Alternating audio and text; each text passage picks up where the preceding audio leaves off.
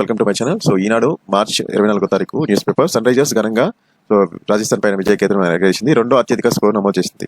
అన్ని జిల్లాల్లోనూ శాండ్ బజార్లు ఇసుక పాలసీ సంస్కరణలో భాగంగా ప్రభుత్వం నిర్ణయం తీసుకుంది. సంవత్సరానికి 1200 కోట్లు ఆదాయం వస్తుందని అంచనా వేస్తున్నారు. ఇంకా హై స్కూల్స్లలోని కంప్యూటర్లు ఇస్తాము. 5 కంప్యూటర్లు 50 మంది విద్యార్థులు చొప్పున జూన్ 1వ తారీఖు నుంచి స్టార్ట్ చేస్తాము. ఏఐతో కూడా వాళ్ళకి కొత్త స్కిల్స్ నేర్పిస్తామని చెప్తుంది. ఇంకా బెట్టింగ్ పోతం జోలికి వెళ్ళొద్దు బ్రో, బెట్టింగ్ జోలికి పోవద్దురా బాబు అంటే దాంట్లోనే పోతున్నారు. కానీ దీన్ని ప్రమోట్ చేసేది కూడా అందరు కూడా ఎవరెవరు ప్రమోట్ చేస్తున్నారు అంటే మంచి సొసైటీలో మంచి ఇమేజ్ ఉన్న వాళ్ళు మాత్రమే ప్రమోట్ చేస్తున్నారు. దానివల్ల ఇంకా ఎఫెక్ట్ ఎక్కువ పడుతుంది. ప్లీజ్ మీరు మంచి చేయకపోయినా పర్లేదు, మాత్రం చెడు మాత్రం చేయొద్దు అంటున్నాను. ప్రతి ఒక్క ఇన్ఫ్లుయెన్సర్ కానీ, స్టార్స్ కానీ, మీడియా పర్సన్స్ కానీ ఎవరైనా సరే మంచి చేయకపోయినా పర్వాలా, చెడు మాత్రం ఎంకరేజ్ చేయొద్దు.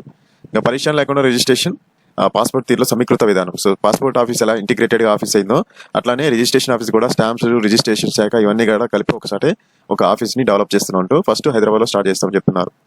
అండ్ ఇంకా ధాన్యం కొనుగోలు 70 లక్షల టన్నులు, దాంట్లో సన్నాలు 24 లక్షల టన్నులు వస్తాయని అంచనా వేస్తున్నారు. ఇంకా వాతావరణ పరిస్థితులు మారడం వల్ల అటు ఎండలు ఇటు వానలు దంచేస్తున్నాయి అనమాట. ఇంకా గాంధేయవాది వస్త్రకృష్ణ భారతి కన్నుమూత విద్యాభివృద్ధికి ఎన్నో గుప్తదానాలు. సో ఇక్కడ చూడండి, ఏమో బెట్టింగ్ ఏమైనా ప్రమోట్ చేసిందా? పాపం ఆమె దానికి తోచినంత సాయం విద్యాభివృద్ధికి, చదువుకి సహాయం చేసింది. అట్లాంటివి చేయాలి కానీ ఆడ బెట్టింగ్ పెట్టండి రా, ఇడ బెట్టింగ్ పెట్టండి రా, అన్ని డబ్బులు వస్తాయని చెప్తారు.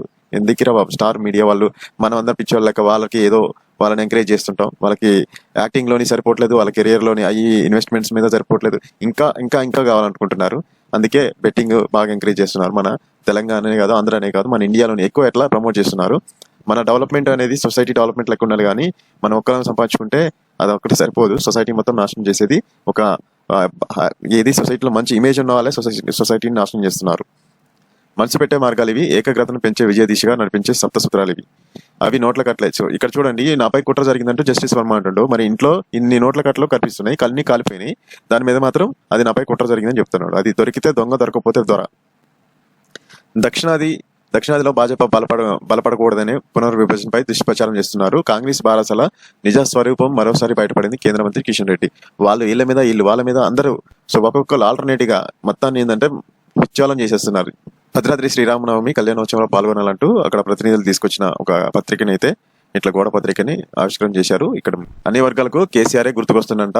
కేటీఆర్ అంటున్నాడు. మరి మీకు గుర్తొస్తున్నా లేదు కామెంట్ చేయండి.